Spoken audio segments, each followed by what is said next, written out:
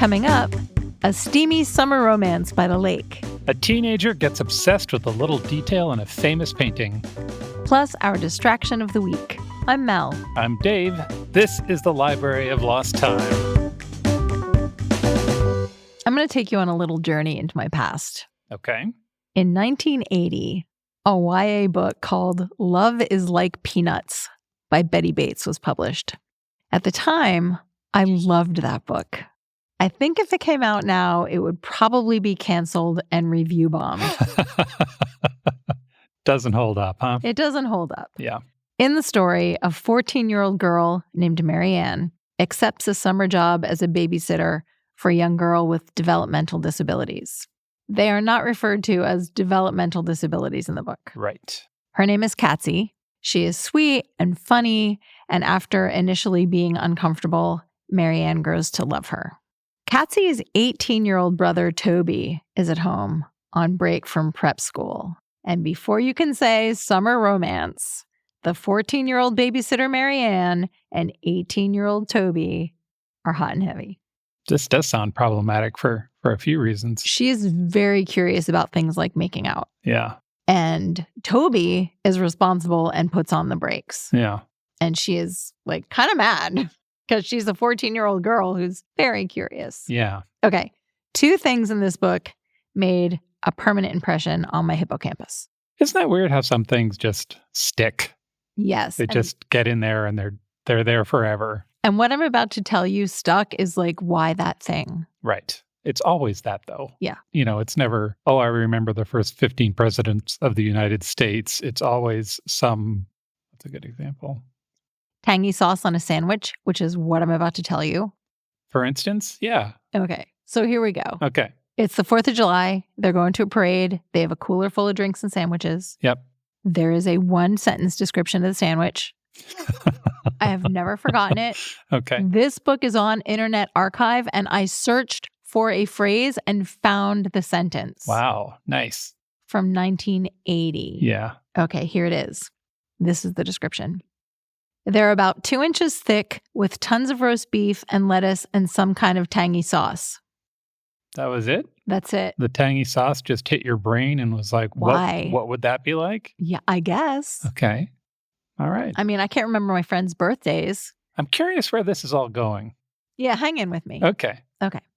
The second thing Yeah. that stuck from this book is the meaning of the title, which comes from a line on page 16. Marianne wonders why her mom is so concerned about her blossoming relationship with boys. And she says, I can't figure out why she's so worried about me. I mean, she seems to think that love is like peanuts, that once you get started, you want more and more. Okay. I don't know, just stuck in there. Yeah. So I don't know how I got my hands on this book. Back in the 80s. Yes. Yeah. 1980, when I was 12 years old. Right. But I was transfixed by this falling in love situation. So why am I telling you all of this? Yeah. Because I've been chasing that 12-year-old preteen girl summer reading high ever since. Yeah. Okay.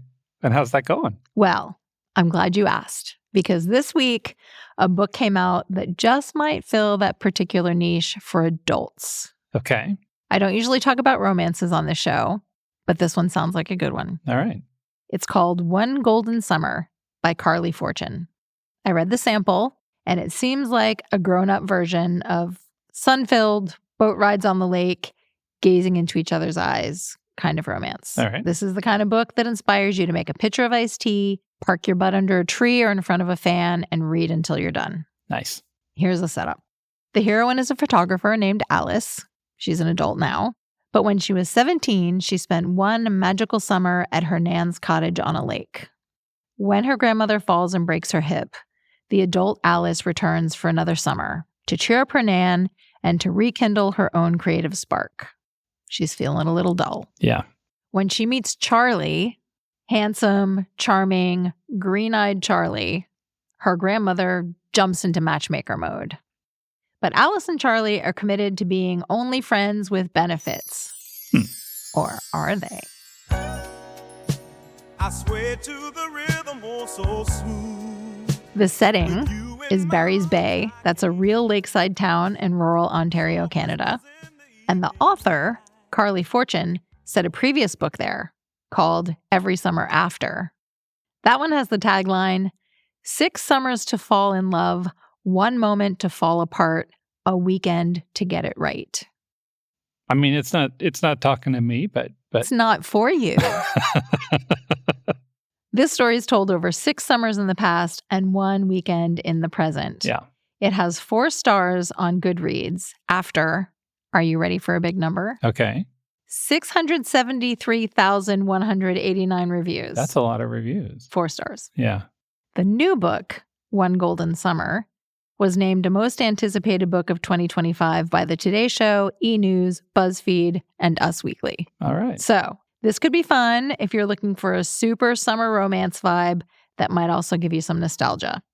It's One Golden Summer by Carly Fortune. I should also mention that the Internet Archive has a copy of Love is Like Peanuts.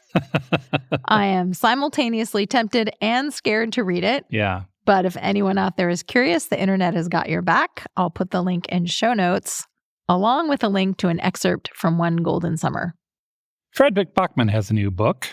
You might recognize his name from A Man Called Ove, Beartown, or Anxious People. All 3 of those were huge books, really well loved.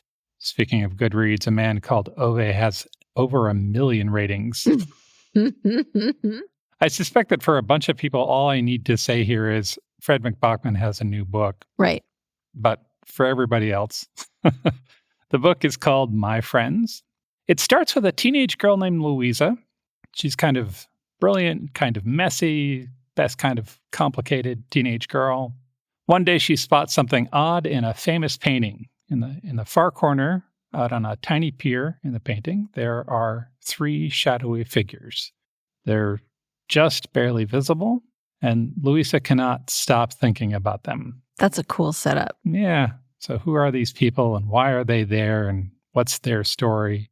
And those questions kick off a journey, a physical journey across the country, but also across time, as Louisa chases this little mystery through multiple generations. She's unraveling the story behind the painting, but she's also digging into the lives of 4 friends who are connected to it. And in the process, she ends up learning a lot about grief and love and legacy and what it means to be seen by the people who know you best. So the story moves between past and present, from teenage summers by the sea to the more complicated age of adulthood. And at its heart, it's about how we carry the people we've loved or lost long after they're gone, right? So sometimes literally, sometimes in memory, sometimes in tiny ways we don't even notice. It's also about the power of art, the way a painting or a gesture or a sentence can leave a mark long after the moment has passed. If you've read Frederick Bachman before, you're going to recognize his voice immediately. He has this very specific tone that's a little hard to describe, but is sort of instantly familiar once you hear it. His narrators are usually third person, as they are in this book. It's like a thoughtful, dryly funny, just a little backdoor snarky. He writes with compassion, but he's not overly sentimental. He's kind to his characters, even when they're being difficult. Just to give you a taste, here's the very first paragraph of My Friends, like this is the first thing you read. Louisa is a teenager, the best kind of human. The evidence for this is very simple. Little children think teenagers are the best humans, and teenagers think teenagers are the best humans. And the only people who don't think that teenagers are the best humans are adults, which is obviously because adults are the worst kind of humans. My teenager self reads that and thinks, exactly. And my adult self reads that and thinks, yeah, I can see why you think that. Bachman's other signature move is the emotional sneak attack. He'll introduce a character who seems cranky or difficult or kind of closed off, and you think you know who they are, and then 3 chapters later, he'll quietly pull back the curtain and show you why they're that way, and it will level you. He's good at the slow reveal, sort of the emotional wallop you didn't see coming until suddenly you're wiping your eyes in public and talking about your allergies. If you have never read Bachman before, this might be a great place to start. It has all the warmth and humor and heartbreak he's known for. The early reviews have been glowing. And if you have read him before, then I'll just say it again. Frederick Bachman has a new book out. It's called My Friends, and it's out now.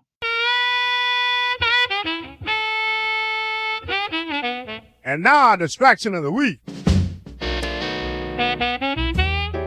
Okay, let's say you find yourself in Chicago. Am I eating an Italian beef sandwich? Yes. Excellent. You've already had your Italian beef sandwich. And I have another one tomorrow? Yes. Okay, cool. Maybe we've gone to see the Cubs. Maybe we've gotten wonderfully lost in the Museum of Science and Industry and visited the Picasso baboon. And now we are wondering what to do with ourselves. Let me recommend the American Writers Museum. Okay. Yeah. So I know what some of you might be thinking. A writers' museum?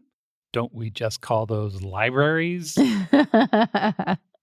And no, this is different. This is not a hush-hush card catalog kind of museum. This is a modern museum. It's interactive, it's joyful, it's bright. It celebrates the wild, sprawling, complicated art of writing in America and what that means to all of us. The museum is right on Michigan Avenue. It's about a 10-minute walk from the Art Institute there. And if you go, you will find all sorts of delightful things. There's a permanent exhibit called American Voices. That's a sweeping timeline of 400 years of American writing, from indigenous oral traditions all the way up to contemporary voices. There's a huge wall of rotating quotations. You can pick your favorite. There's also a space called the Mind of a Writer Gallery. Is it scary in there? I suppose it could be. Does it look like a murder board with yarn attached to pegs, connecting things? Illustrations of all the different psychoses. It is not that. Okay. Yeah. This will let you have a peek at how different writers have gotten their work done. Oh, that makes a lot more sense. Yeah. So there's a display of notebooks and early drafts and writing rituals.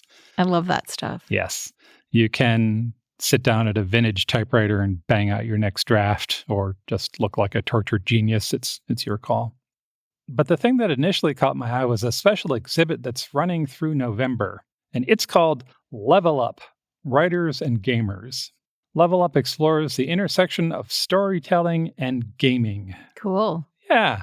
So how game designers create immersive worlds and how players' choices shape the narrative, and how gaming has become its own kind of literature. And the exhibit looks at everything from old school text adventures like Zork to modern cinematic epics like The Last of Us and God of War. There are maps and character trees and concept art. There are vintage consoles. There are playable games. For me, it sounds like one of the many floors of heaven.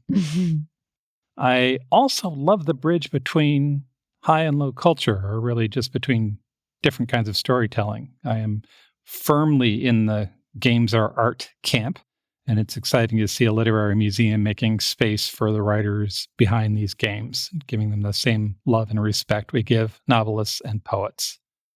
If you can't get to Chicago in person, you can visit online. There's a section of virtual exhibits on their website. You can dig into author profiles. They have one on Ray Bradbury and one on Frederick Douglass. They've got a exhibit honoring immigrant and refugee writers. And they've got a surprisingly detailed literary timeline in the American Voices display. And you can visit from your couch. It's all pants optional, bring your own snacks. But if you are in Chicago and you're free this Tuesday, you're in for a treat. The museum is hosting an in-person event called Get Lit, the Grown-Up Book Fair. It is exactly what it sounds like. It's a school book fair, but with cocktails. That sounds amazing. Yeah, it really does.